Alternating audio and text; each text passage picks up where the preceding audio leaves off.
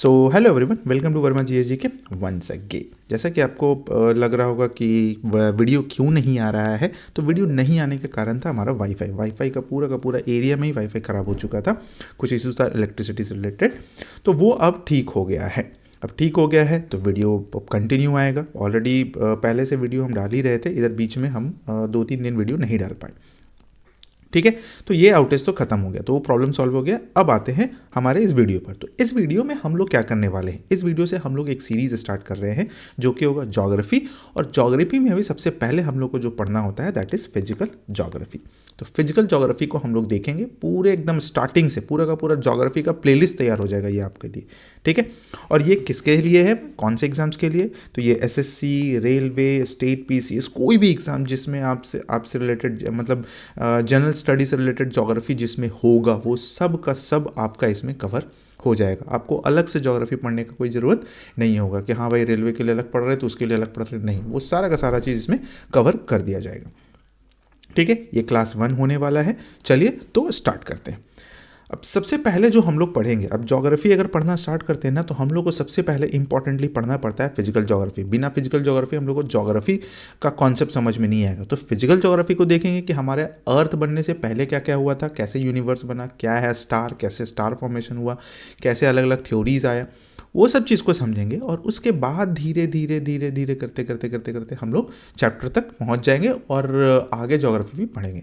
But ये होगा थोड़ा सा फास्ट फॉरवर्ड में, जल्दी हम लोग करेंगे क्योंकि हमारे पास पूरा का पूरा इन्फोग्राफिक तैयार है, पूरा का पूरा फैक्ट तैयार है। तो बस हमको आपको समझाना है, बस आपको बताना है। आप ध्यान में रखिएगा, अगर आपको ये नोट्स अगर आप उतार सकते हैं तो आप उतार लीजिए, जैसे ये बना हुआ है हम ऐसे ही समझाते जा रहे हैं। अगर आपको नोट्स चाहिए होगा तो आप कमेंट सेक्शन में मेरे को नोट्स लिख दीजिएगा, हम आपको अवेलेबल कराने का कोशिश करेंगे। ठीक है, चलिए तो स्टार्ट करते हैं। सबसे पहला जो बात करते हैं हम लोग, from dust to planet. From dust से प्लैनेट यानी कि एकदम छोटा एकदम मैटर से कैसे हम लोग प्लैनेट तक पहुंचे उसका। तो theories of our solar systems origin, हमारा सोलर सिस्टम कैसे फॉर्म हुआ, कैसे बना, उसके बारे में सबसे पहले पढ़ेंगे। तो जब भी सोलर सिस्टम से बारे में बात करते हैं ना, तो हमारे पास एक थ्योरी आता है, स्टार्टिंग थ्योरी आता है the original nebular hypothesis. Original nebular hypothesis, nebular theory क्या है ये। अब बात करते हैं इसका डेफिनेशंस का। तो ये है जाइंट रोटेटिंग क्लाउड। डेफिनेशंस क्या कहता है, मतलब नेबुलर हाइपोथेसिस के accordingly giant rotating cloud of gas dust formed sun and planets. एक जाइंट रोटेटिंग क्लाउड है, वो जो है ना वो मतलब एक रोटेटिंग क्लाउड है, घूम रहा है, धीरे धीरे घूम रहा है, और उसी से हमारा सन भी आया और उसी से हमारा प्लैनेट्स भी आया। अब ये कैसे कैसे आया वो चीज़ तो हम लोग देखेंगे। Proposed by Immanuel Kant and पेरे साइमन लैप्लास। अब ये जो दो बंदा था ना, कांट 1755 और लैप्लास 1796, यही दोनों ये थ्योरी दिए थे नेबुलर हाइपोथेसिस के बारे में। स्टेप्स क्या है, पहला स्टेप में था large solar nebula of gas and dust rotate slowly. ये लार्ज सोलर है ना, नेबुला है गैसेस का, यानी कि गैस है, डस्ट है, ये सब रोटेट्स धीरे धीरे रोटेट कर रहा था, जिसको हम लोग सोलर नेबुला बोलते हैं। स्टेप 2 में आते हैं तो gravity causes contractions flattens into disc spins faster. अब ये चीज़ जो होता है ना, वो हो गया काउजेज कॉन्ट्रैक्शन, कॉन्ट्रैक्ट किया मतलब धीरे धीरे सिकुड़ा, एक जगह पर आने का कोशिश किया। करते करते क्या हो गया कि चारों तरफ से डिस्क फॉर्मेशन हो गया। अब जब डिस्क फॉर्मेशन हुआ तो तेज घूमने लग गया, तो स्टेप तीसरा आ जाता है sun forms of the dense centre. Sun बीच में फॉर्म्ड हो गया क्योंकि सेंटर में डेंसिटी थोड़ा ज़्यादा हो गया, सेंटर बन गया, यानी कि सन तैयार हो गया। Planets form left over material, और चारों तरफ जो डिस्क जो घूम रहा था ना, उसी में प्लैनेट्स का फॉर्मेशन हुआ। ये चीज़ था कहना, जैसा कि यहाँ पर आपको दिख रहा होगा फिगर में भी। यहाँ सोलर नेबुला है, ये घूमना स्टार्ट किया, ठीक है, घूमना बहुत स्पिन करते क्या हो गया, ऐसे बीच में सन आ गया और फिर छोटा प्लैनेट्स आ गया, है ना, जिसको को प्लैनर ऑर्बिट्स भी बोल देते हैं, यानी कि जो प्लैनेट्स का जो ऑर्बिट होता है वो spins faster, conservation of angular momentum. ये चीज़ तो हुआ। चलिए ये सब चीज़ तो हुआ भाई। ये क्या बोलते हैं, कांट और लैप्लास ये चीज़ बताया। इसका एविडेंस क्या दिया भाई? अब जैसे कोई भी थ्योरी होता है ना, तो उसके लिए एविडेंस दिया जाता है। तो एविडेंस क्या दिया गया? एविडेंस दिया गया observe similar disk like structure around young stars today.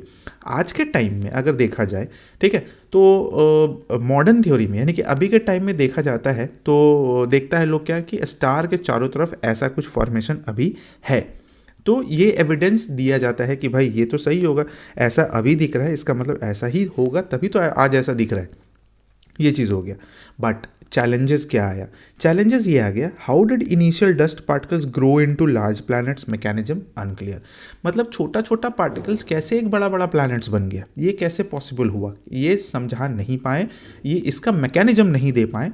That's why ये वाला चीज़ जो हो गया ना, गड़बड़ हो गया। अब ये गड़बड़ हो गया तो इसके एवज में, मतलब इसी के आधार पर एक रिवाइज नेबुलर हाइपोथेसिस आया। जो कौन दिया? जो दिए स्मिड और जास्कर, ये दो साइंटिस्ट आए। कौन कौन है भाई? तो डेफिनेशंस देख लेते हैं सबसे पहले। Updated theory focusing on accretion, accretion का मतलब हम लोग आगे समझेंगे, टू एक्सप्लेन प्लैनेट फॉर्मेशन। इन दोनों का कहना था कि एक्रेशन प्रोसेस हुआ और जिसके वजह से पूरा का पूरा प्लैनेट का फॉर्मेशन हुआ।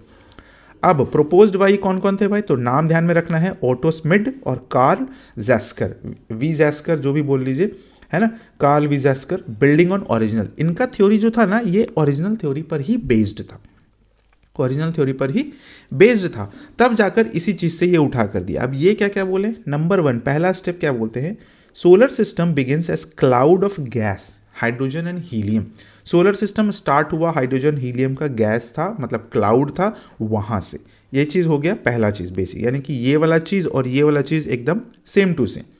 दूसरा, dust particles collide and stick together. Dust particle क्या हुआ? एक दूसरे से कोलाइड किया और स्टिक हुआ, मतलब देखो ये कोलाइड किया, टूटा और एक दूसरे से जाकर टकराया ना, तो चिपक गया।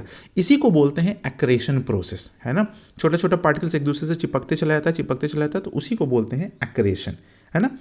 चलिए तीसरा स्टेप में क्या आया? Growing clumps from planets, form planets, moons and other objects.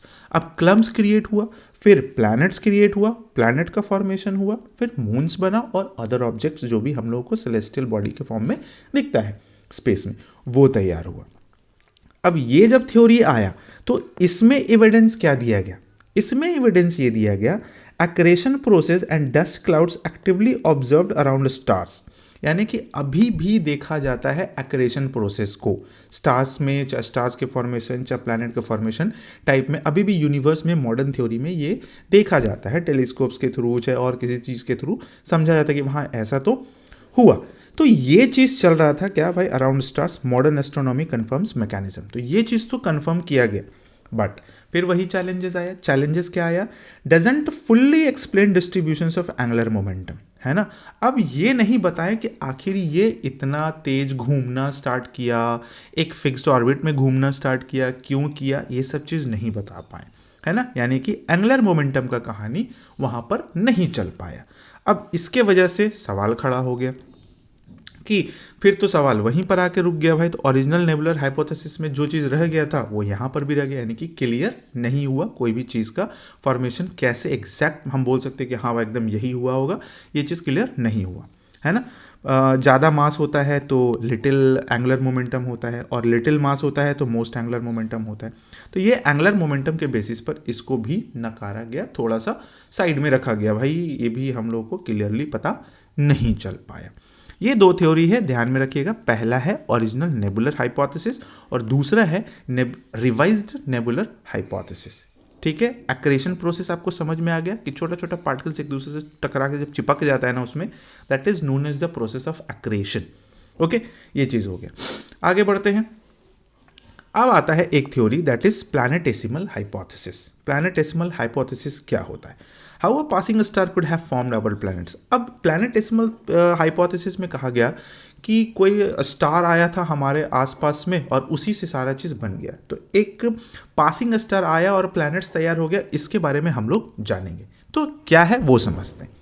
सबसे पहला है कोर आइडिया। कोर आइडिया क्या है? Cosmic hit and run. Hit and run करने का मतलब हो गया आया, अपना काम धाम किया और चल दिया, होता है ना ये चीज़।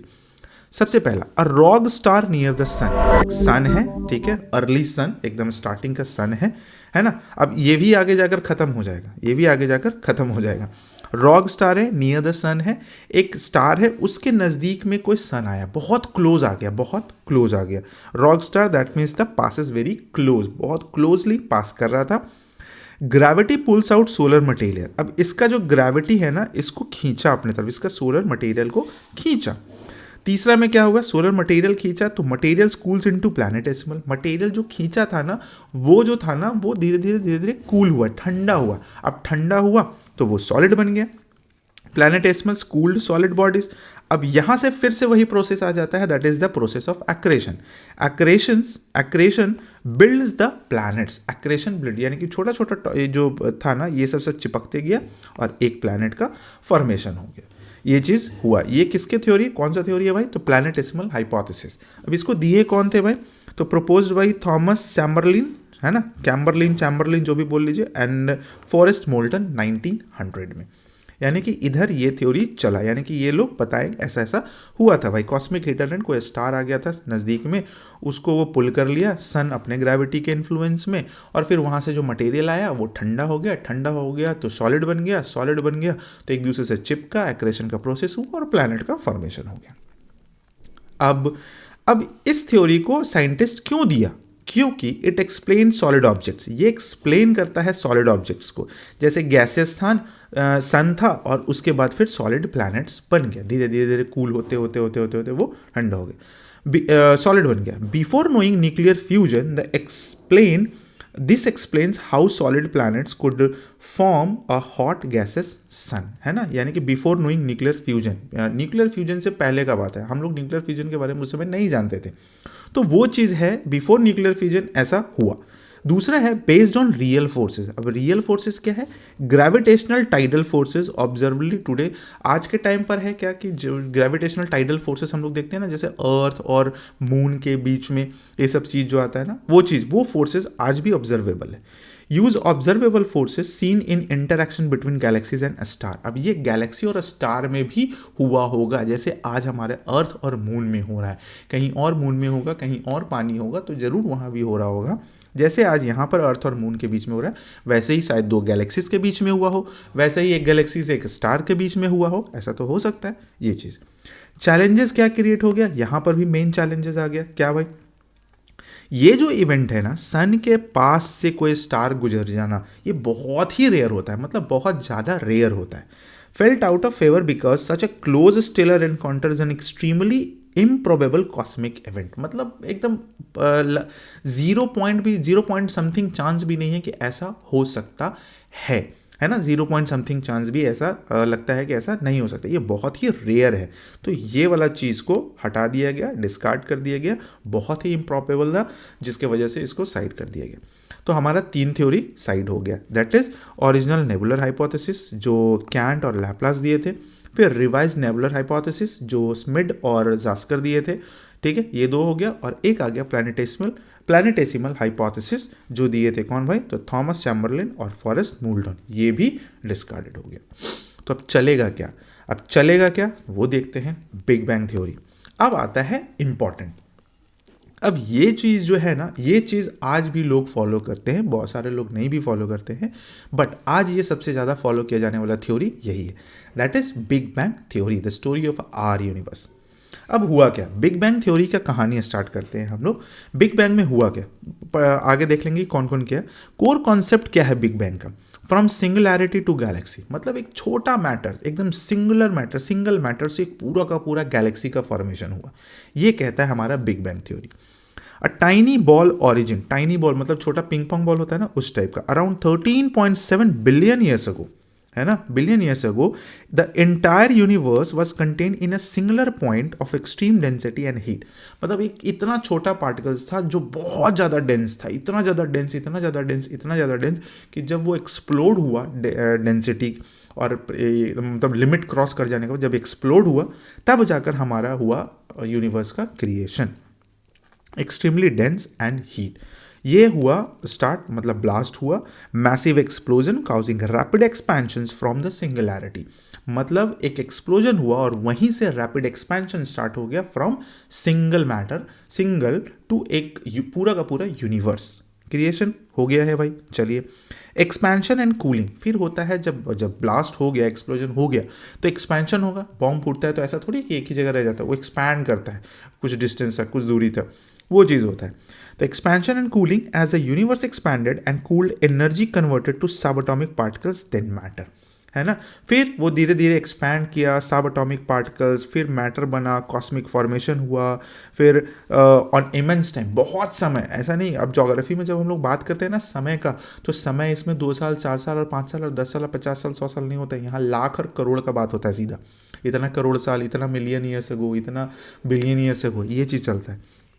तो cosmic formations over immense time, gravity classes matter into galaxies, stars and planets. अब जैसे जैसे जैसे जैसे सब कुछ हुआ, वो प्रोसेस स्टार्ट हुआ, और उसी के वजह से फिर हमारा गैलेक्सीज, स्टार, प्लैनेट्स, ये सब सारा कुछ बनने लग गया। मतलब ये एक्सप्लोजन्स के थ्रू ही हुआ है, और वो एक्सप्लोजन्स के ही थ्रू हम लोग का गैलेक्सीज बना, हम लोग का प्लैनेट्स बना, जो भी तैयार आज हम लोग देख पाते हैं। ये है सबसे, मतलब एक तरीके से बोल सकते हैं सबसे मान्य थ्योरी जो बोला जाता है ना, बिग बैंग थ्योरी, वो चीज़। पिलर ऑफ एविडेंस में देखते हैं, अब ये थ्योरी है तो इसका कुछ एविडेंस तो होगा। तो एविडेंस देखा गया ये कि आज भी हमारा गैलेक्सी क्या हो रहा है ना, एक्सपैंड कर रहा है। अब जब ये ब्लास्ट हुआ है तो ये एक्सपैंड तो कर रहा है, तो उस समय एक्सपैंड कर रहा था, आज भी एक्सपैंड कर रहा है, जिसमें हम लोग near Galaxy, distant Galaxy, redshift of galaxies को देखते हैं, है ना।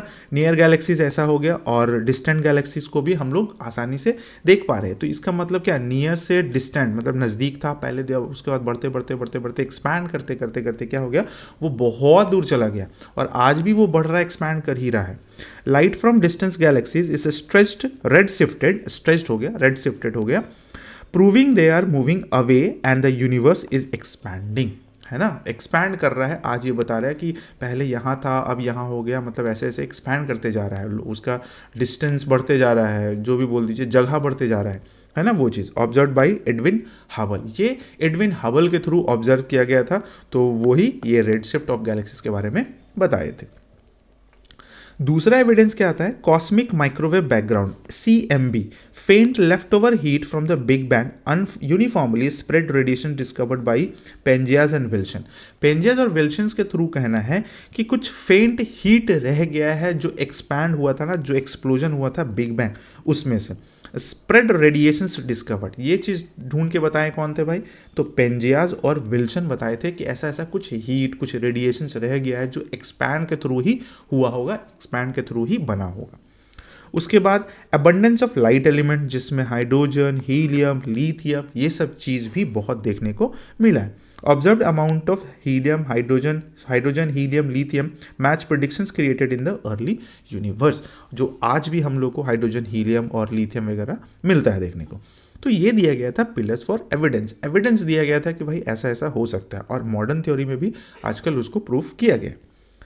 की प्रोपोनेंट्स एंड रिमेनिंग चैलेंजेस, अब कौन कौन दिए थे बिग बैंग थ्योरी के बारे में जान लेते हैं। तो सबसे पहले थे जॉर्ज लेमैत्रे, जो भी बोल लीजिए, first to propose the theory of an expanding universe, सबसे पहले यही दिए थे 1927 में, और strengthen by the Edwin Hubble, और इसको और स्ट्रॉन्ग बनाए थे कौन भाई, एडविन हबल, और इन्हीं के नाम पर हबल टेलीस्कोप बना है भाई।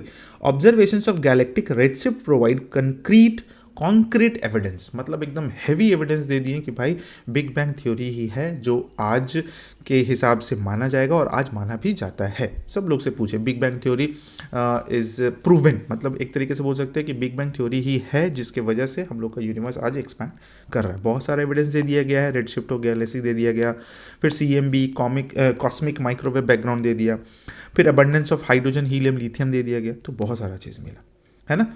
बट वट कम बिफोर, अब यहाँ पर सवाल उठता है, big bang theory describes explosion onward but not the cause और state of the reality before it.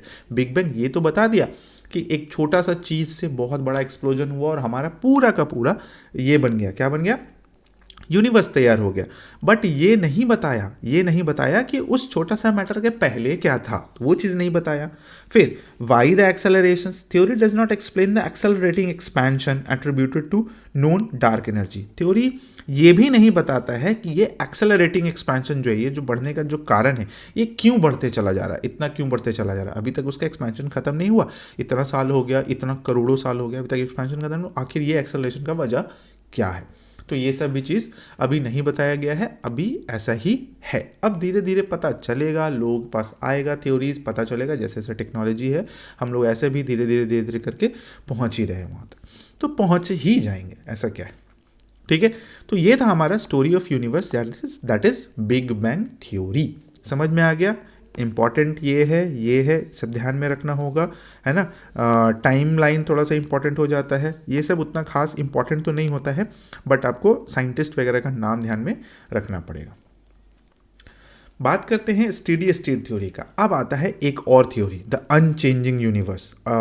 Look at steady state theory. मतलब क्या कि जैसे बिग बैंग थ्योरी में ये बोला गया कि भाई यूनिवर्स जो है एक्सपैंड कर रहा है, तो यहाँ एक थ्योरी आ गया कि भाई ऐसा वैसा कुछ नहीं है, जैसा अभी हम लोगों को दिख रहा है वैसा ही पहले था, वो स्टेडी स्टेट लेवल पर था, मतलब एकदम जैसे अभी है वैसा ही पहले था, कोई चेंजेस नहीं हुआ।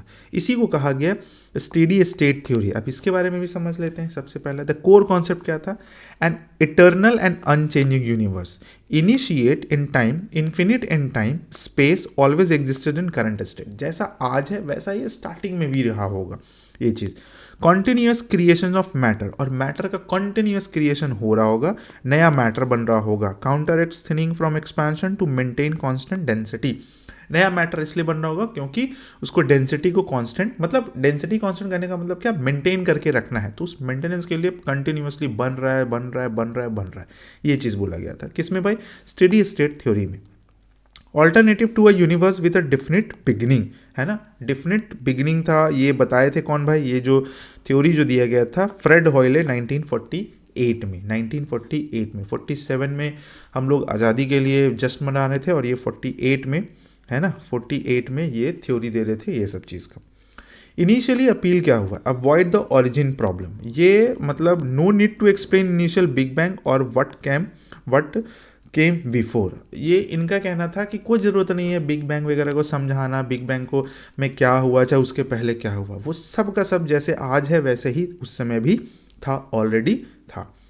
Philosophical attractive. अब फिलोसफिकली अगर देखा जाए तो भी लोगों को लगा कि भाई eternal, consistent and unchanging universe appeal to many thinkers, और बहुत सारे लोगों को भाई हाँ भी हो सकता है, ऐसा क्यों नहीं हो सकता, बट जो चेंजेस जो दिखता है ना हम लोगों को यहाँ से धरती से, तो वो थोड़ा सा लगने लगता है कि भाई चेंजेस हो रहा है, इसका मतलब पहले कुछ और होगा तभी तो आज इतना चेंज होके ऐसा आ गया। बट इनका कहना है कि नहीं भाई, पहले भी ऐसा था, आज भी वैसा ही, कोई चेंजेस नहीं हो रहा है, चेंजेस हो रहा है बस हमारे इर्द गिर्द जो अर्थ में होगा वो चेंजेस हो रहा होगा, चाहे ऐसा वैसा।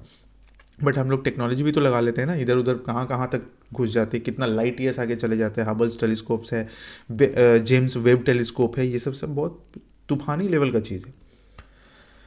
हाँ, चलिए बात करते हैं चैलेंजेस और रिजेक्शन का। अब इसमें भी आया, अब थ्योरी आएगा तो चैलेंजेस रिजेक्शन तो हो गए। Discovery of the cosmic microwave background, CMB radiations, left over radiations from hot early universe. अब पहले का जो हम लोग CMB जो बात किए थे ना, कॉस्मिक माइक्रोवेव बैकग्राउंड, वो ऑलरेडी था, तो contradicts ideas always being current state. तो ये नहीं कहा जा सकता है कि अभी जैसा है वैसा ही हुआ होगा, वो उसका कुछ मतलब लेफ्ट ओवर रेडिएशंस दिख गया है, वो रेडिएशंस हम लोग को दिखता है, इसका मतलब पहले से ही आया होगा, पहले कुछ ना कुछ और था जो आज हम लोग को मिल रहा है। एंड इवॉल्विंग यूनिवर्स, शुरुआत में अगर देखा जाता था तो यंग गैलेक्सीज इस टाइप का दिखता था, अभी जो ओल्ड गैलेक्सीज है वो शेप में दिख रहा है, एक स्पाइरल शेप में, ऐसा वैसा शेप में, बिलियंस ऑफ ईयर्स के बाद।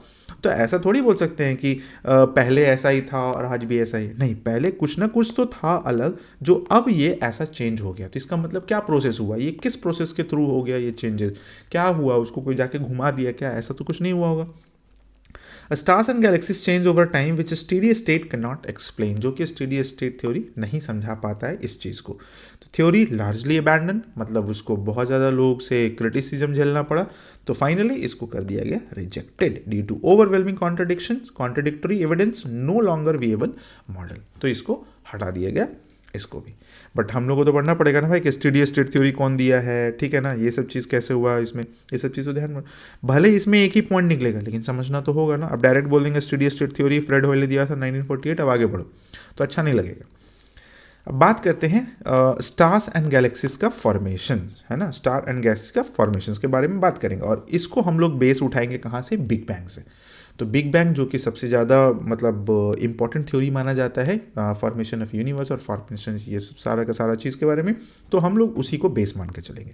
तो हुआ क्या, बिग बैंग हुआ, the uneven beginning. After the big bang matter energy not spread evenly, small density variations created. अब मैटर और एनर्जी होता है ना, वो मतलब इवनली स्प्रेड नहीं हुआ कि भाई एकदम बराबर बराबर मात्रा में बराबर में चला गया, ऐसा कुछ नहीं हुआ था। तो स्मॉल डेंसिटी वेरिएशंस क्रिएटेड, छोटा छोटा अलग अलग डेंसिटी, मतलब कहीं बहुत ज़्यादा डेंसिटी, कहीं बहुत ज़्यादा कम डेंसिटी, बहुत कम, कहीं बहुत ज़्यादा फेड, कहीं बहुत ज़्यादा डार्क, कहीं बहुत ज़्यादा लाइट, कहीं बहुत ज़्यादा मास, ये सब चीज़ क्रिएट हुआ ग्रेविटी की वजह से। Gravity pulls, denser region have a strong gravity. अब डेंसिटी वाला चीज़ जो होगा तो उसका तो स्ट्रॉन्ग ग्रेविटी होगा। Attract nearby matter, nearby matter को वो अपनी तरफ खींचेगा। Set the stage for galaxy formation, और इसी की वजह से क्या होता है ना कि हमारा गैलेक्सीज का सेंटर में क्या होता है ना, बहुत ज़्यादा डेंसिटी होता है, और वो सब उसके चारों तरफ ऐसे चक्कर लगा रहा होता है। हो सकता है कि अंत के प्रोसेस में मतलब जब सब कुछ खत्म होगा तो वो धीरे धीरे जाकर फिर वहीं जाएगा हमारा गैलेक्सी, और फिर वहीं से फिर जो होता है ना ये एक डेथ ऑफ द स्टार वो हो सकता है। खैर वो तो बात की चीज़ है। स्टेलर नर्सरी, अब होता क्या है भाई ये देख लेते हैं। Hydrogen gas accumulates into vast clouds, hydrogen gas accumulate हुआ, पूरा का पूरा जो क्लाउड है, ये जो बिग बैंग हुआ, क्लाउड तैयार हुआ, ग्रेविटी खींचा, ये सब, जिसको हम लोग बोलते हैं nebula. Birth place for stars and galaxies, और यही नेबुला होता है जो गैलेक्सीज का जो बर्थ प्लेस हो गया ना गैलेक्सीज का और स्टार्स का, ये सब जन्म स्थान, एक तरीके से बोलो नेटिव प्लेस बोल लो, जन्म स्थान। देख रहे हो ये सब ऐसे छोटे छोटे टाइप का गैलेक्सीज बनना स्टार्ट किया। क्यों? क्योंकि डेंसिटी है और फिर हमारा हाइड्रोजन गैस एक्यूमुलेट्स वहाँ पर हो रहा है। Gas clumps form, localised areas grow denser, collapses into distinct clumps over time. बहुत टाइम लगा है ये सब चीज़ में, ऐसा नहीं है कि हम थोड़ा सा बता दिए बस तुरंत हो गया 2 दिन 4 दिन में, नहीं, बहुत मिलियंस ऑफ ईयर्स लगा है ये सब काम में, है ना। स्टार इग्नाइट्स, अब यहाँ क्या हो गया, जब गैलेक्सीज फॉर्म हुआ तो बीच में क्या होता है, जैसे फॉर्म होते होते बीच में डेंसिटी हो गया, डेंसिटी बीच में गैदर कर गया, कोर टेम्परेचर और प्रेशर राइज कर गया, कोर टेम्परेचर और प्रेशर राइज कर गया, इग्नाइट कर गया, न्यूक्लियर फ्यूजन ट्रैक्ट मतलब स्टार्ट हो गया, न्यूक्लियर फ्यूजन बिगिंस कर गया, और एक नया स्टार का बॉर्न हो गया। स्टार बॉर्न हुआ, गैलेक्सीज ग्रोज करने लग गया। Over millions of years countless star born within the nebula populating the new galaxy. और इसी तरीके से धीरे धीरे क्या हो गया, एक स्टार फिर 2 स्टार, फिर ऐसे करते करते करते बहुत सारा चीज़ बना, और यही फॉर्मेशन करते करते हमारा गैलेक्सीज तैयार हो गया। ठीक है, चलिए ये तो हम समझ चुके हैं कि अब स्टार्स और गैलेक्सीज कैसे बना। अब हम लोग बात करते हैं हमारे प्लैनेट्स के बारे में कि हमारा प्लैनेट कैसे बना, हमारा प्लैनेट्स कैसे डस्ट से पूरा का पूरा धरती, पूरा का पूरा जीवन तैयार हो गया, फ्रॉम डस्ट टू वर्ल्ड्स। बात करते हैं फिर वही नेबुला का। ठीक है, nebula that is the gas and dust cloud, gas और डस्ट का क्लाउड जो होता है ना, that is called the nebula. अब नेबुला है सबसे पहला, और उसके बाद फिर ये तैयार हुआ। ये कैसे तैयार हुआ, चलिए स्टार्ट करते हैं हम लोग यहाँ से। Star birth and protoplanetary disc. Inside a nebula, a dense gas cloud collapses to form a star. Inside nebula, यानी कि नेबुला के अंदर यहाँ पर डेंसिटी क्रिएट होता चला गया, और वहाँ फॉर्म हुआ किसका भाई, स्टार का, which is surrounded by a rotating disk of leftover gas and dust. अब इसके चारों तरफ से ऐसे जो घूम रहा है ना, ये वाला चीज जो घूम रहा है ना, ये धीरे धीरे एज अ डिस्क तैयार हो गया। अब डिस्क तैयार हो गया तो दूसरा कारण आ जाता है, राइज ऑफ द प्लैनेटेसिमल। अब उस डिस्क में बहुत सारा मैटर होगा, बहुत सारा सॉलिड पार्टिकल्स है, बहुत सारा चीज होगा, छोटा छोटा पार्टिकल्स होगा। The gas and dust in the disk begin to condense होने लग गया, मतलब एक दूसरे से मर्ज होने लग गया, and stick together through cohesion, forming smaller round objects called planetesimal. मतलब प्लैनेटेसिमल का निर्माण कैसे हुआ, प्लैनेटेसिमल के बाद प्लैनेट बना। तो पहले हम लोग को यह जानना होगा कि प्लैनेटेसिमल कैसे बना। तो जितना भी छोटा छोटा पार्टिकल गैस और डस्ट था, वो जो है ना, वो कंडेंस होता चला गया और एक दूसरे से चिपकते चला गया, है ना। ये कौन सा प्रोसेस था, याद रखिएगा, एक्रेशन प्रोसेस, है ना। एक्रेशन हम लोग यहाँ पर भी देखेंगे। एक्रेशन प्रोसेस के थ्रू एक दूसरे से चिपकते चला गया, और छोटा छोटा सॉलिड्स जो था ना, वो बड़ा प्लैनेटेसिमल के फॉर्म में तैयार होने लग गया। अब आता है तीसरा टर्म, ग्रेविटेशनल गैदरिंग। अब driven by gravitational attraction, these numerous planetesimal start to collide and merge sticking together to form large bodies. अब बड़े लेवल पर एक्रेशन प्रोसेस स्टार्ट हुआ। अब वो बड़े लेवल पर क्या हो गया कि यहाँ जो प्लैनेटेसिमल बना था, जो प्लैनेट से थोड़ा छोटा छोटा भी मान सकते हैं, वो बना था, अब वो चिपकना स्टार्ट हुआ, वो एक दूसरे से मतलब टकराना और चिपकना स्टार्ट किया through the process of accretion. अब यहाँ पर जब प्लैनेटेसिमल चिपका, ये लगा, तो ग्रोइंग बॉडी यानी कि मर्जिंग एंड कोलाइडिंग होने लग गया, मर्ज होने लग गया और कोलाइड होने लग गया, और फिर तैयार हो गया हमारा प्लैनेट। अब planet is born, full size planet तैयार हो गया।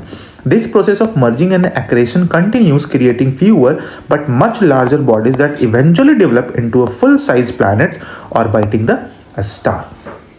ठीक है, ये चीज इसके तरफ तो घूम ही रहा है, मतलब बीच में तो है ही मेरा सन। अब यहाँ पर जो ये घूमते घूमते हुए जाके चिपका, इससे प्लैनेटेसिमल बना, अब इस प्लैनेटेसिमल से तो ये भी इसके चारों तरफ घूमने लग गया। ऐसे ही करते करते पूरा का पूरा आज स्टार के चारों तरफ हमारा सोलर सिस्टम, मतलब जो प्लैनेट्स है वो पूरा का पूरा घूम रहा है, रिवॉल्व कर रहा है। What is accretion? तो accretion क्या होता है? The term for the gradual accumulations of dust and gas driven by gravity के थ्रू ये सब सारा चीज होता है, to form larger bodies like planets over millions of years, यानी कि बहुत साल लगता है ये सब सारा का सारा प्रोसेस होने में, तब जाकर प्लैनेट का निर्माण हुआ। सोचो कितना टाइम लगा होगा और कितना प्रोसेस हुआ होगा। थोड़ा सा सोचो तो लगेगा कि भाई इतना ज़्यादा मतलब समय बीता होगा, क्या ही बोले। ठीक है, चलिए ये हो गया। अब बात करते हैं अर्थ का इवोल्यूशनरी टाइमलाइन। अब टाइमलाइन देख लेते हैं थोड़ा सा अर्थ का, कि कैसे कहाँ से हमारा अर्थ पर लाइफ ओनली स्टार्ट हुआ, लाइफ नहीं। सबसे पहला 13.7 billion years ago the big bang, 13.7 billion साल पहले बिग बैंग हुआ। The universe originated from a singularity leading to the formations of galaxies like our own Milky Way. ये हुआ 13.7 बिलियन साल पहले। सोचो, अब वहां से आते हैं 5 to 6 billion years ago stars are born. अब ये हुआ तो स्टार्स फॉर्मेशन हुआ। Within galaxy vast clouds of gas and dust collapse under gravity to form stars. अब यहाँ से पहुंचे हम लोग स्टार में। अब स्टार, अब चारों तरफ उसमें बहुत सारा चीज मिल रहा था। The rotating disc particles around the young sun collided and stuck together forming planet including earth. यहाँ स्टार्ट हुआ ये वाला प्रोसेस जो हुआ ना, ये वाला चीज यहाँ पर हुआ, और ये पूरा का पूरा अर्थ और अलग डिफरेंट टाइप्स ऑफ प्लैनेट्स को तैयार करके दिया। अब बात करते हैं 4.6 billion years ago planets form हुआ। Massive impact from a Mars sized body created debris that, मतलब एक तरीके से बोल सकते हैं मार्स साइज बॉडी जो है ना, जाकर अर्थ से या प्लैनेट से टकराया into the moon, collapsed into the moon, stabilizing earth tilt and creating tides। हुआ क्या, ये समझते हैं सबसे पहले। a massive impact from a Mars sized body created debris that collapsed, यहाँ पर collapse होना चाहिए, into the moon से जाकर टकराया है। stabilizing earth tilt and creating tides, जिसके वजह से उसका अपना जो क्या बोल सकते हैं टाइड्स है, ये सब चीज़ का फॉर्मेशन होना स्टार्ट हो गया था। ये कब हुआ था? 4.4 billion years ago. The moon is created a massive impact from a mass size body created debris and collapsed into the moon stabilising earth tilt and creating, ये चीज हम लोग देख लें टाइड्स। बात करते हैं 4 बिलियन ईयर्स अगो, 4 बिलियन साल पहले oceans appears as the young earth cooled. अब जब यंग अर्थ गर्म तो था, अब वो कूल्ड हुआ तो water vapour in the atmosphere condensed and fell as a rain accumulating to the vast ocean. अब वो वाटर वेपर क्या हो गया? कंडेंस हो गया। कंडेंस की वजह से बारिश हुआ, और बारिश की वजह से पूरा का पूरा पानी भरा है यहाँ पर। 3.8 बिलियन ईयर्स अगो क्या हुआ? Life begins. The first simple life forms likely microbes emerged in the oceans marking the start of the biological evolutions. ये यूपीएससी में आया हुआ भी क्वेश्चन है, ठीक है। 3.8 बिलियन ईयर्स मतलब एक तरीके से बोल सकते हैं ओशंस में लाइफ जो है ना वो स्टार्ट हुआ 3.8 बिलियन ईयर्स अगो। अब 3.3 to 2.5 बिलियन ईयर्स अगो क्या हो गया? फोटोसिंथेसिस इवॉल्व हुआ। Cyanobacteria began using sunlight for energy, releasing oxygen that drastically change the atmosphere and enabled complete compels life to evolve.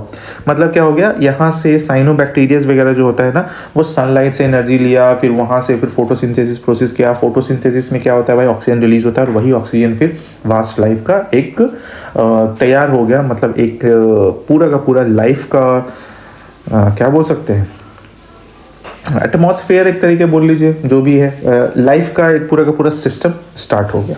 Okay, ये चीज़ है। अब बात करते हैं जियोलॉजिकल टाइम स्केल। थोड़ा सा आते हैं जियोलॉजिकल टाइम स्केल में।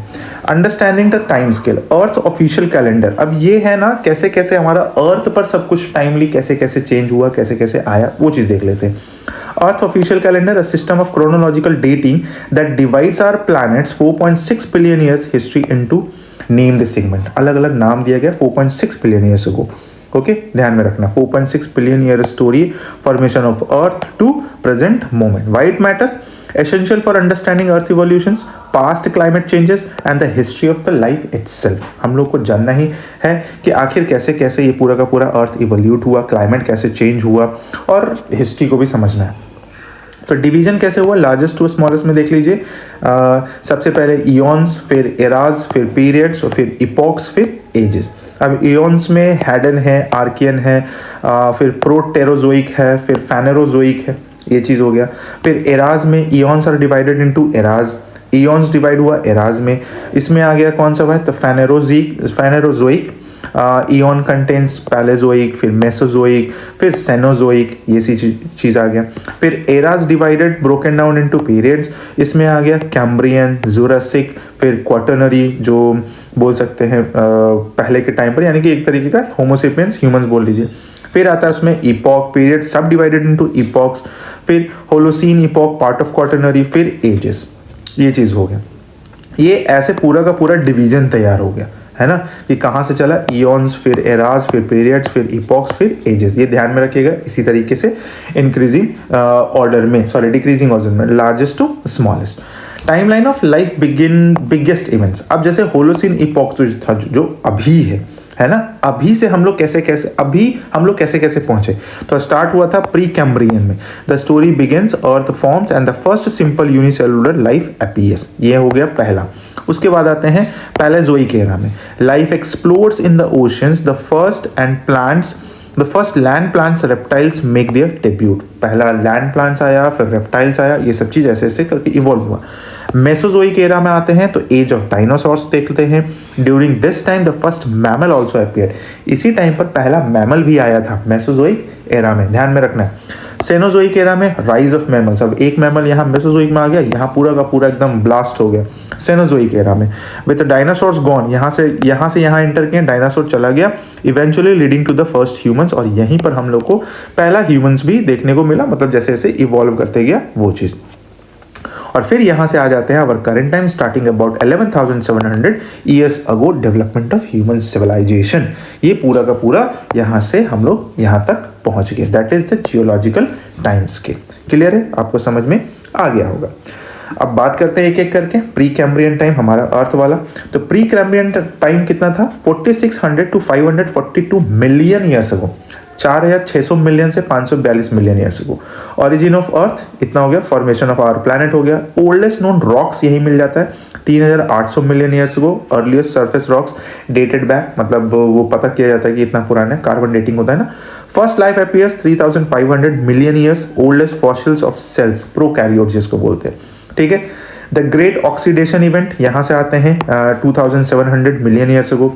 Rise of complex cells 2100 to 2500 million years ago. फिर first multi cellular life that is 600 million years ago.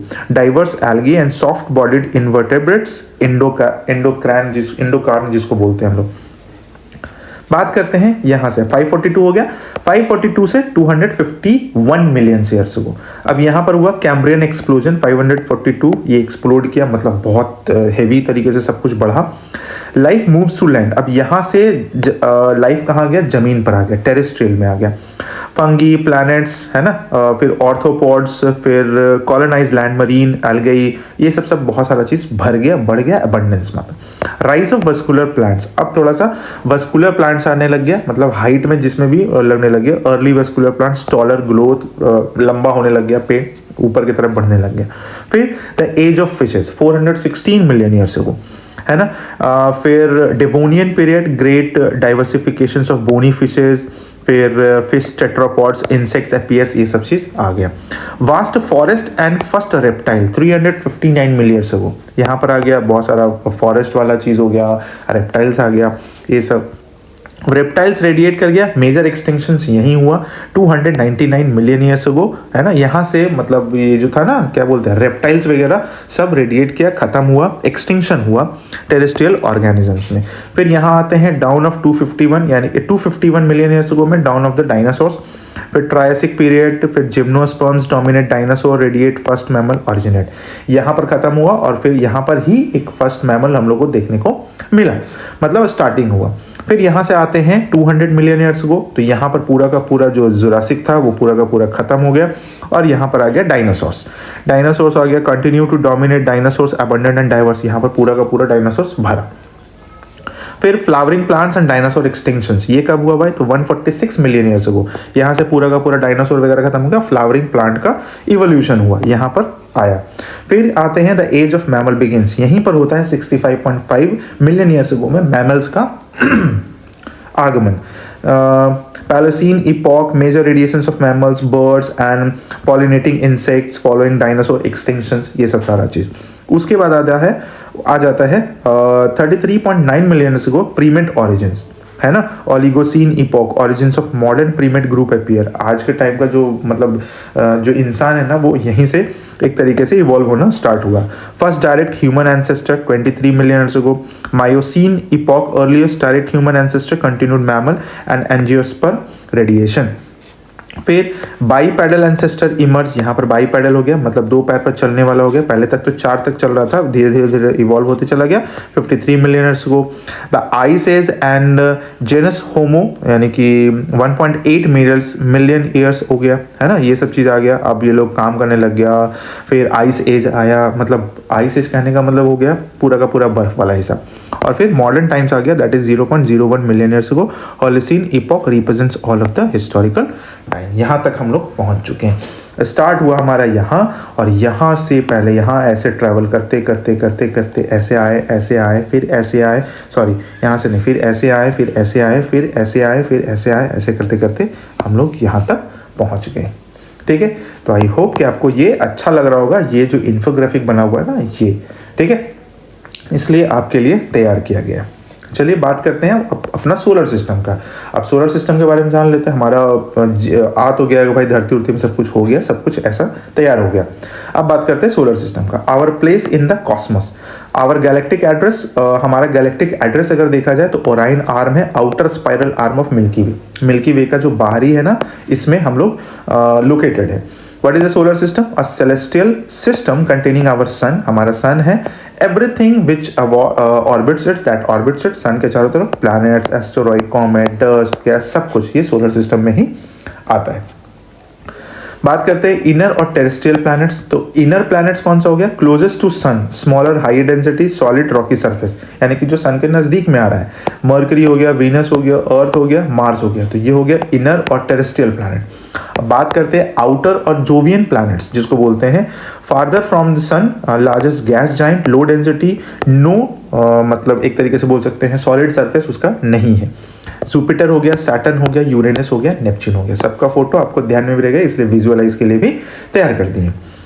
Planet फैक्टराइड्स में आते हैं Mercury, small and speedy, smallest planet, nearest to the sun, ये बहुत तेज घूमता है, बहुत तेज भी है और नियरेस्ट टू द सन है। फिर आते हैं Venus, Earth hot twin, called Earth twin, hottest due to thick CO2, ये सबसे ज़्यादा गर्म है क्योंकि यहाँ पर CO2 बहुत ज़्यादा एटमॉस्फेयर में, और सल्फ्यूरिक एसिड क्लाउड, यहाँ सल्फ्यूरिक एसिड का क्लाउड भी बनता है वीनस में, तो ध्यान रखना ये सब फैक्ट में आ जाएगा। Jupiter the giant, largest planet, atmosphere of hydrogen, helium, methane, ammonia, ये सब बहुत ज़्यादा मात्रा में है, बहुत ही सिर्फ और सिर्फ गैस ही है। द ऑड रोटेटर्स, जो अलग तरीके से घूम रहा है, Venus and Uranus rotate in opposite directions compare to the other due to extreme axial tilt. Extreme axial tilt की वजह से ये अपना अलग डायरेक्शंस में घूम रहा है। हम लोग पढ़ेंगे मोशंस में, रेट्रोग्रेड मोशंस वगैरह जब पढ़ेंगे उसमें ये चीज़ को समझ लेंगे। Sketch books tour of our solar system, solar system का पूरा यहाँ पर आपको दिया गया है। जैसे स्टार्ट करते हैं, ये सन हो गया स्टार्टिंग पॉइंट, है ना। मर्करी है closest to the sun, 0.39 astronomical unit from sun. Astronomical मतलब हमारा धरती से सन तक का जो डिस्टेंस है ना, दैट इज 1 एस्ट्रोनॉमिकल बोला जाता है, वो चीज हो गया। 59 earth days, time for 1 rotations, a world of extremes, no real atmosphere, massive temperature swings, यहाँ पर हो गया चीज। वीनस आता है दूसरा, hottest planet, thick CO2 atmosphere के साथ है, इंटेंस ग्रीन हाउस इफेक्ट होगा, रोटेट बैकवर्ड्स, ये बैकवर्ड्स की तरफ घूमता है। रेट्रोग्रेड रोटेशन जिसको बोलते हैं, 243 अर्थ डेज कंप्लीट करता है 243 में, है ना, टू कंप्लीट सन का चारों तरफ। एक्सट्रीम एक्सियल टिल्ट है, tilted 177.4 degrees, almost upside down, मतलब एकदम बहुत ज़्यादा टिल्ट है। अर्थ हमारा जिस हिसाब से है ना, उससे कहीं ज़्यादा है। बात करते हैं the only planet with life, ये हमारा अर्थ हो गया। गोल्डीलॉक्स जोन में है ये हमारा, जहां लिक्विड वाटर एग्जिस्ट करता है, 24 hours a day, standard time of rotations, breathable atmosphere, mostly nitrogen and oxygen, nitrogen और ऑक्सीजन है जो कि इजिली हम लोग के लिए काम का है। मार्स का बात करते हैं, the red planet, rusty colour, home of Olympus mountains, Olympus mountains पूरे सोलर सिस्टम का सबसे ऊंचा वाला पहाड़ यही है। डे इज 24.6 आवर्स, 24.6 आवर्स का दिन होता है। Rotation period similar to Earth, thin CO2 atmosphere, not dense enough to retain much heat, ऐसा नहीं है, बस इसी पर हम लोग लाइफ ढूंढ रहे हैं, मिल जाएगा तो बस बंटवारा हो जाएगा। जुपिटर का बात करते हैं तो largest planet, giant gas giant है, mainly hydrogen and helium. Great red spot, ये वाला रेड स्पॉट देखने को मिलता है। Massive ancient storm, ancient storm है, बहुत पुराना स्टॉर्म है जो अभी तक चल रहा है। वाइडर देन अर्थ, हमारा अर्थ से ही बड़ा है, अर्थ इसमें घुस जाएगा इस स्टॉर्म में। Fastest spinning planet, complete rotation in just 9.9 hours, बहुत तेज गति से घूम रहा है, जस्ट मतलब रोटेशन जो है ना ये अपना चारों तरफ 9 घंटा में कर लेता है। फिर बात करते हैं सैटर्न का, तो the ringed jewel, iconic system of ice and rock rings, could float in water, could float in water, lowest density of all planet, सबसे कम डेंसिटी है वाटर प्लैनेट में। A quick day rotates once every 10.7 hours, तुरंत यहाँ हो जाता है 10.7 आवर्स में घूम जाता है, दिन रात हो जाता है, जैसे हमारे अर्थ में 24 आवर्स में होता है।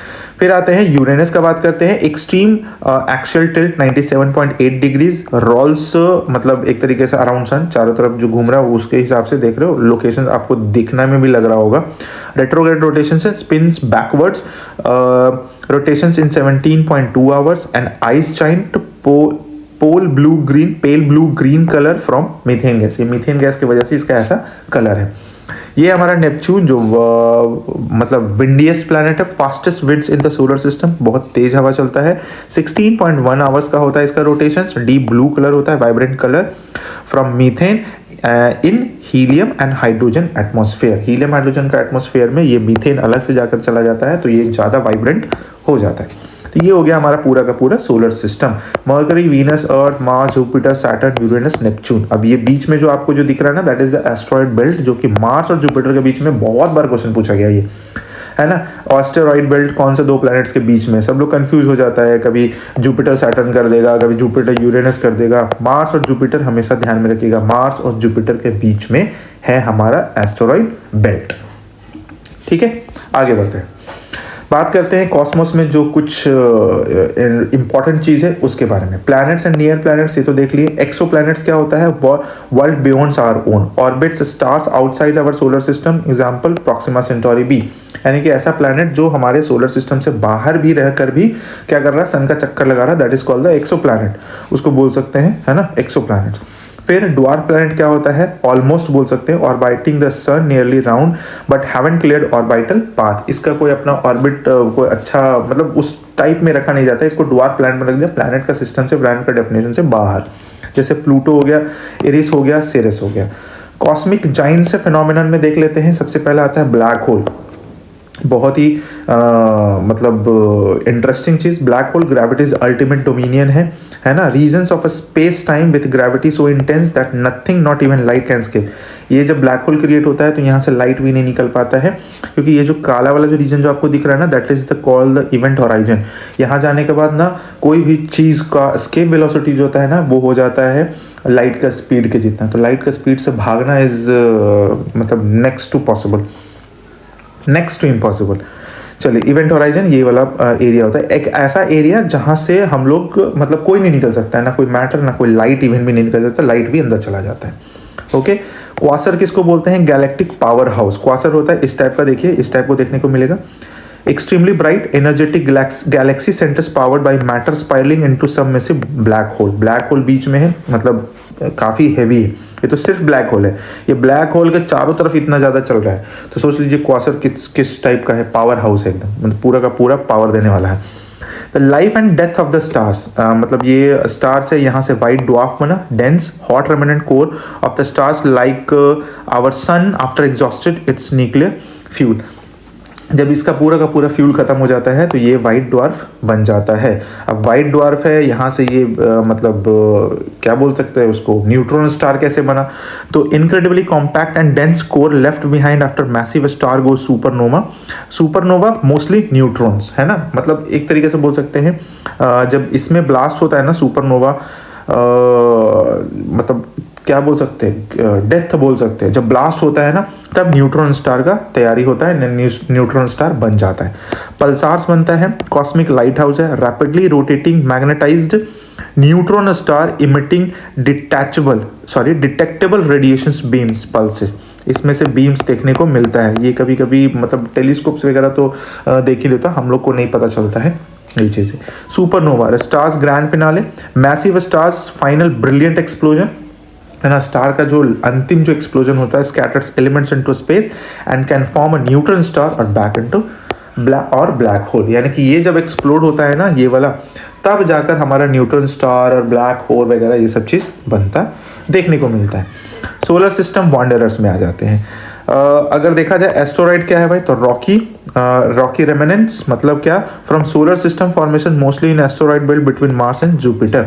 ये एस्टेरॉइड हम लोग को मार्स और जुपिटर के बीच में दिख जाता है। कॉमेट्स हो गया, IC traveller, IC bodies from outer solar system यानी कि जिसको हम लोग कुइपर बेल्ट बोलते हैं सबसे अंतिम में, that develop long tails of gas and dust when they approaches the sun। जैसे ये सन की तरफ आता है ना तो उसके लगता है कि पूंछ में उसका आग लग गया, जैसे हेलिस कॉमेट वगैरह है जो 72-73 ईयर्स में देखने को मिलता है, वो सब सारा चीज़ है। तो ये हो गया बहुत सारा जो कॉस्मिक फिनोमेनन था, जो चीज़ हम यहाँ पर डिस्कस किए हैं आप लोगों के साथ। आगे बढ़ते हैं। कुछ और भी चीज़ है, जैसे एडवांस कॉस्मिक कॉन्सेप्ट है जिसमें हम लोग ग्रेविटेशनल लेंसिंग पढ़ते हैं। इसमें क्या होता है ना, ग्रेविटीज बेंडिंग लाइट को ये बेंड कर देता है। क्यों? क्योंकि हम लोग जानते हैं थ्योरी ऑफ रिलेटिविटी जो है ना, थोड़ा बहुत जितना हम लोग को पता है ना, जानते हैं, है तो बहुत ज़्यादा, बट अल्बर्ट आइंस्टाइन जो थे ना, उनके अकॉर्डिंगली कहना था कि ये स्पेस टाइम जो होता है ना, space time wrapped space time है, उसी पर कोई भारी मास रखा हुआ, तो ऐसा क्रिएशन होता है। जैसे हम कपड़ा पर कुछ भारी चीज़ रख देंगे तो कैसा होगा, बनेगा ना, कुछ टाइप का उसी पर है। उसके वजह से क्या होता है ना, लाइट थोड़ा सा बेंड होता है, और लाइट बेंड होने की वजह से क्या होता है ना, हम लोग क्या कर पाते हैं, डिटेक्ट कर पाते हैं डार्क मैटर को और फार ऑफ गैलेक्सीज को, वो दूर का गैलेक्सीज को देख पाते हैं। हमारे लिए इंपॉर्टेंट नहीं है, बट ये था तो हम थोड़ा सा इसको लगा दिए कि चलो भाई ठीक है, देख लेते, समझ लेते थोड़ा बहुत रिलेटिविटी के बारे में, ऐसा भी हमारा है। अब किसी के अंदर क्यूरोसिटी जागेगा तो आप लोग मतलब ये देख सकते हो, चाहे इससे रिलेटेड वीडियोस भी होता है यूट्यूब पर, वो देख सकते हो। इवेंट होराइजन आपको बता ही दिए, जहाँ पर कोई भी चीज़ निकल नहीं सकता, वो पॉसिबल नहीं है। चंद्रशेखर लिमिट क्या है, stars tipping point, maximum mass, ठीक है, 1.4 of our sun, a white dwarf can have before collapsing into a neutron star और ब्लैक होल। मतलब कोई भी स्टार जो है ना, वो मैक्सिमम इतना तक आ सकता है, कितना, 1.4 of our sun. Tipping point होता है मैक्सिमम मास, जिसको बोल सकते हैं चंद्रशेखर लिमिट, ये ध्यान में रखिएगा। 1.4 solar mass, white dwarf is shorter than 1.4 solar masses, सन का मासेस से छोटा ही होता है वाइट ड्वार्फ, और वहीं पर वो लास्ट आकर खत्म हो जाता है, तब बनता है न्यूट्रॉन स्टार और ब्लैक होल का क्रिएशन। सेलेस्टियल फिनोमेनन में आते हैं। मेटेओरॉइड होता है जो आकाश में उड़ रहा होता है, बाहर हमारे एटमॉस्फेयर से बाहर। मेटियोर किसको बोलते हैं, जैसे ही वो हमारे एटमॉस्फेयर में एंटर कर जाता है, that is known as meteor, और जो धरती पर गिर जाता है उसको हम लोग बोलते हैं मेटेओरॉइड, लैंड्स ऑन अर्थ। क्लियर है? अब ये एस्टेरॉइड मेटियोरॉइड दिखता कहाँ है भाई, तो ये दिखता है ऑरूट क्लाउड में भी बहुत सारा चीज़ है, और भी बहुत सारा है, ऐसा नहीं है। The solar system deep freezes hypothetical vast sphere of icy bodies of the outermost boundary source of the long period comets। बाहर तो कॉमेट्स, ये ओरूट क्लाउड जिसको बोलते हैं हम लोग, ये मतलब सोलर सिस्टम के बाहर का स्फेयर पूरा का पूरा ओरूट क्लाउड कहलाता है। वहीं से हम लोग को कॉमेट्स वगैरह, जैसे ही वो अर्थ सन की तरफ आता है ना, तो उसका पूंछ में आग लग जाता है, ऐसा फील होता है। चलिए उसके बाद बात करते हैं प्लैनेटरी नेबुला। नेबुला पहले भी बात किए थे। Dying star, dying star colourful ghost, ये डाइंग स्टार होता है, बीच वाला स्टार मर रहा होता है, colourful ghost, beautiful glowing clouds of gas dust ejected stars at the end of their lives, एकदम अंत में जा रहा होता है तो खुशी खुशी एकदम रंग बिखेरते हुए जाता है, that is the dying star planetary nebula. Supernova, stars explosive finale, मतलब स्टार का जो फाइनल एक्सप्लोजन होता है ना, cataclysmic explosions of the massive stars, essential elements leaves behind neutron star और ब्लैक होल, जो कि न्यूट्रॉन स्टार और ब्लैक होल को छोड़ देता है, स्कैटर्ड एलिमेंट है, ये सब चीज़ जाता है, फिर वही प्रोसेस स्टार्ट हो जाता है। The stuff between the stars, gas and duct filling vast spaces raw material for a new stars and planet formation। और यही जो एलिमेंट जो निकलता है, डस्ट निकलता है, इसी से नया प्लैनेट और नया स्टार्स, ये सब चीज़ फॉर्मेशन चालू। इंटरस्टेलर मीडियम क्या है? The stuff between the stars मतलब स्टार्स के अंदर क्या है, मतलब उसके बीच में क्या है? Gas and dust filling vast spaces raw material for new stars and planet formation. उसी के बीच में ये इंटरस्टेलर मीडियम हो गया, एक तरीके से बोल सकते हैं। उसी की वजह से ये सब सारा चीज़ हो रहा है। फिर प्लैनेट्स एलिमेंट्स निकलता है, एलिमेंट्स निकल के फिर वो टूटता है, एक्सप्लोजन होता है, एक्रेशंस प्रोसेस होता है, ये सब सारा चीज़। डार्क मैटर क्या होता है? जो अनसीन है, एक ऐसा मैटर जो अनसीन है। Gravity influences galaxies rotation structure, और गैलेक्सी के रोटेशंस को ये इन्फ्लुएंस करता है। ये डार्क मैटर है, अनसीन है, देखा नहीं गया है। डार्क एनर्जी है ऐसा फोर्स, ऐसा एनर्जी जो इसको एक्सपैंड कर रहा है, हमारे यूनिवर्स को एक्सपैंड कर रहा है। वो भी नहीं है, किसी को पता नहीं, mysterious force causing accelerated expansion of the universe. ये चीज़ हो गया हमारे जो यूनिवर्स को खींच रहा है। कौन खींच रहा है पता नहीं है, उसी को हम लोग डार्क एनर्जी बोलते हैं। डार्क मैटर हो गया जो gravity influences galaxies rotation and structure. आगे बढ़ते हैं, मून के बारे में बात कर लेते हैं। सेलेस्टियस गाइड है our moon, Earth companion, Earth only natural satellite. Moon diameter जो है 1/4 ऑफ द अर्थ सर्फेसिस है। टाइडली लॉक्ड है। द डार्क साइड में 27 days to orbit and rotate once, same side always. 27 दिन में ये अर्थ के चारों तरफ भी घूम जाता है और 27 दिन में अपना एक्सिस पर घूम जाता है। दैट्स वाई इसका सिर्फ हम लोग एक ही साइड देख पाते हैं। Born from a big splat, giant impact hypothesis, Mars size body collided with Earth। अर्थ से Mars size कोई बॉडी टकराया और उससे हमारा मून का जन्म हो गया। सुपर मून क्या होता है? Occurs at perigee, closest point को हम लोग पेरिगी बोलते हैं, ध्यान में रखना है आपको। अपीयर्स अप टू 14% लार्जर, 14% ज़्यादा बड़ा दिखता है और 30% ज़्यादा ब्राइटर दिखता है, ये ध्यान में रखना होगा। बात करते हैं सोलर सिस्टम्स का डिफरेंट प्लैनेट्स का मून्स का। तो मरकरी का कोई भी मून नहीं है, वीनस का भी मून नहीं है, नो मून। अर्थ का एक मून है जो कि हम लोग जानते ही हैं कौन सा है। Moon influence tides, stabilise tilt, ये सब चीज़। टिल्ट को स्टेबलाइज करता है हमारा, है ना, टिल्टेशन को स्टेबलाइज करके रखा हुआ हमारा धरती का, टिल्टेशन को, और फिर टाइड्स को भी इन्फ्लुएंस करता है। मार्स पर 2 मून है, फोबोस और Deimos, irregular shape, Phobos spiral inward, Phobos घूम रहा है इनवर्ड डायरेक्शंस में। जुपिटर पर बात करते हैं, 95+ मून है, जिसमें ईओ है, वोल्केनिक है, यूरोपा है, पोटेंशियल ओशियंस उसमें कहा जाता है। गैनीमेड है, लार्जेस्ट है, कैलिस्टो है, ये सब चीज़ें सारा का सारा, मतलब पानी भी हो सकता है, वोल्केनो है, ये वो जुपिटर है ना, उसका मून पर। सैटर्न में आते हैं तो सैटर्न में 146+ मून्स है, जिसमें टाइटन, थिक एटमॉस्फेयर है, उसके बाद फिर रेया है, फिर लैपिटस है, टू टोन अलग अलग, मतलब 2 टोन का 2 अलग अलग कलर में दिखता है ना। यूरेनस पर बात करते हैं, 28 मून्स है, फिर टाइटेनिया है, ओबेरॉन है, मिरांडा है। यूनिक ड्रामेटिक सरफेस फीचर्स, इसमें अलग अलग अपना फीचर्स है। नेपच्यून में देखते हैं,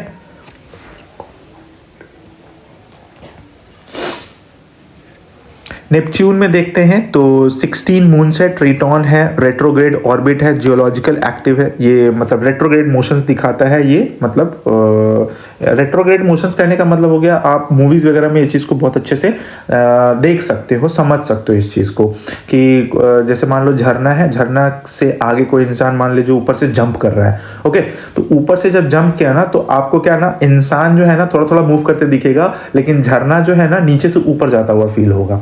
ऐसा आप देखिएगा किसी मूवीज़ में, ये क्या बोल सकते हैं, बहुत सारा मूवीज़ है, बाहुबली है, चाहे और भी, जिसमें झरना वरना गिर रहा होगा, उसके सामने से आदमी गिर रहा होगा, कोई भी हीरो जंप लगा रहा होगा, चाहे बोट गिर रहा होगा, तो वो आपको फील होगा। बहुत ब्रॉड व्यू में, बहुत चौड़ा व्यू में दिखाएगा ना, तब आपको पता चल जाएगा। बात करते हैं a moons gallery types and features के बारे में। रेगुलर मून्स होता है जो नॉर्मली हम लोग देखते हैं, orbits same direction as planet rotations close to equator earth's moon. Irregular moons में आते हैं, often captured asteroid distance inclined orbits and Mars moons. Irregular moons भी है, बहुत सारा है, इररेगुलर है, रेगुलर है। आईसी वर्ल्ड्स में आते हैं, common around outer planets, IC crust में हाइड सब सर्फेसेस ओशंस, जैसे यूरोपा के बारे में बात किए थे, जो किसका था भाई, जुपिटर का। नॉट जस्ट फॉर प्लैनेट्स, वो even dwarf planets have moons. अब सिर्फ प्लैनेट्स का मून्स नहीं होता है, इवन ड्वार्फ प्लैनेट्स का भी मून्स देखने को मिला है। जैसे Pluto has 5 including large Charon, उसका भी है, प्लूटो का भी एक मून है ना। तो ये सिर्फ प्लैनेट्स का नहीं हो सकता है, ये ड्वार्फ प्लैनेट का भी हो सकता है। ओके, चलिए भाई आते हैं लास्ट रेट्रोग्रेड एक्सप्लेन। रेट्रोग्रेड में हम जो अभी आपको बताए ना वही चीज़ है, एक मतलब इल्यूजन क्रिएट हो जाता है हम लोगों की तरफ से। यहाँ पर तो समझाया हुआ है कि प्रोग्रेड मोशन जो होता है ना वो नॉर्मल मोशन जो होता है वो चल रहा होता है, रेट्रोग्रेड मोशन हो गया एन ऑप्टिकल इल्यूजन। हम लोग को लगता है पानी नीचे से ऊपर कैसे जा रहा है, उसी तरीके से यहाँ पर भी फीलिंग होता है। बहुत ज़्यादा हम लोग को समझना है, बट ये कॉन्सेप्ट को आपको समझ के रखना होगा। रेट्रोग्रेड मोशंस क्या होगा, रेट्रोग्रेड रोटेशंस, मोशन और रोटेशंस में डिफरेंसेस है। Apparent backward path in the sky and optical illusions caused by relative orbital dynamics. Relative हो जाता है ना, ये भी मूव कर रहा है वो भी मूव कर रहा है, तो उसी का रिलेटिव में हम लोग को ये पता चलता है कि आगे वाला मूव कर रहा है उसके पीछे वाला अपोजिट डायरेक्शन में चल रहा है। फिर retrograde rotations, physically backward spin the planets actual rotation opposite to the most planet. अब देखिए रोटेशन भी हो रहा है, रिवोल्यूशन भी हो रहा है, उसके पीछे वाला प्लैनेट भी चल रहा है, तो ये सबको इन्फ्लुएंस करके हमारा यही चीज़ आ जाता है रेट्रोग्रेड वाला हिस्सा। अब इसका केस स्टडी अगर देखते हैं तो हम लोग को दो प्लैनेट्स मिलता है। वीनस है the slow backward spinner, rotates clockwise में रोटेट कर रहा है बैकवर्ड में, very slowly 243 Earth days to complete one spin, एक स्पिन को कंप्लीट करने में। चलिए थ्योरी क्या है भाई इसके पीछे का, जाइंट इंपैक्ट हुआ होगा पास्ट में, massive collision early in history reverse spin, मतलब घूम रहा होगा ठीक ही दिशा में बट कुछ जाकर टकराया होगा और उसका स्पिन को चेंज कर दिया होगा। और दूसरा थ्योरी ये आ रहा होगा कि tidal friction from thick atmosphere था उस समय, तो फ्रिक्शन की वजह से क्या होगा ना उसका स्पिन रुक गया होगा और फिर वही फोर्स उसको रिवर्स कर दिया होगा। Slowed and reverse spin over millions of years, जो बहुत पहले हुआ होगा ये चीज। ओके, यूरेनस में अगर बात करते हैं तो रोलिंग ऑन इट्स साइड्स, ठीक है, extreme axial tilt 98 degrees causes to the roll along its orbit. नहीं तो ठीक है, थ्योरी क्या है भाई, तो कैटास्ट्रॉफिक कोलिजन है। Massive impact knocked Uranus over during solar system formation, कुछ मैसिव इंपैक्ट होगा जो टिल्ट ऐसे हो गया होगा, चल तो ठीक रहा था बट उसका टिल्टेशन काफी ज्यादा इधर हो गया। अब टिल्टेशन हुआ तो ग्रेविटेशनल इंटरेक्शंस हो गया, powerful gravitation pulls from other bodies pulled its axis over, जिसके वजह से क्या हो गया कि उसका जो जब टिल्टेशंस हुआ, जब ऐसा कुछ हुआ तो पावरफुल इंपैक्शंस की वजह से ग्रेविटेशन की वजह से क्या हो गया, उसका जो एक्सिस हो गया ना वो थोड़ा सा उठ गया, जिसकी वजह से वो टिल्ट बहुत ज़्यादा हो गया। ऐसा लगता है वो उल्टा डायरेक्शन में उल्टा हो गया, वो उल्टा घूम रहा है, ऐसा फीलिंग होता है देखने पर। ठीक है, ये चीज़ तो ये था हमारा रेट्रोग्रेड एक्सप्लेन। ये पूरा का पूरा हो गया प्लैनेटरी मोशन और रोटेशंस, ये सब सारे का सारा चीज़ के बारे में हम लोग डिस्कस कर लिया। आई होप कि आपको ये मतलब पूरा का पूरा क्लास अच्छा लगा होगा, थोड़ा सा इंटरैक्टिव बनाने का कोशिश किए हैं। आपको अच्छा लगा तो आप ज़रूर मेरे को कमेंट सेक्शन में बताइए, कुछ एडवाइस है तो वो भी दीजिएगा। ओके, अब स्टार्टिंग है, बहुत ज़्यादा तो नहीं है बट स्टार्टिंग है, बस हम कोशिश कर रहे हैं अपने आप को और भी बेहतर करते रहने का। ओके, आई होप कि आपको अच्छा लगा। तो अगर वीडियो अच्छा लगा तो वीडियो को लाइक कर दीजिएगा, चैनल पर नए आए तो चैनल को सब्सक्राइब भी जरूर कर दीजिएगा। ऐसे ही करंट मतलब पूरा का पूरा वीडियोस आते जाएगा, और भी अलग अलग सब्जेक्ट्स अलग अलग चीज़ के लिए वीडियोस आएंगे, क्योंकि अभी बहुत सारे एग्जाम्स आने वाले हैं ना, बीपीएससी है, फिर एसएससी का भी नोटिफिकेशन आ गया है, जेपीएससी का भी आ ही जाएगा नोटिफिकेशन, तो वो सब चीज़ को हम कवर करने का कोशिश करेंगे। करंट अफेयर्स अलग से चलेगा, क्वेश्चंस का प्रैक्टिस भी करेंगे हम लोग, पूरा का पूरा क्वेश्चंस का एक बना देंगे। ठीक है, तो हर शाम 7 बजे आपको ये वीडियो मतलब फिजिकल ज्योग्राफी का एक वीडियो आपको मिल जाएगा, डेली शाम 7 बजे। आप ध्यान में रखिएगा, हम कम्युनिटी पोस्ट में भी डाल देंगे, डेली शाम 7 बजे फिजिकल ज्योग्राफी का क्लास आपको मिल जाएगा। ठीक है, चलिए मिलते हैं नेक्स्ट वीडियो में आगे के टॉपिक के साथ। तब तक के लिए thank you so much, take care, bye bye.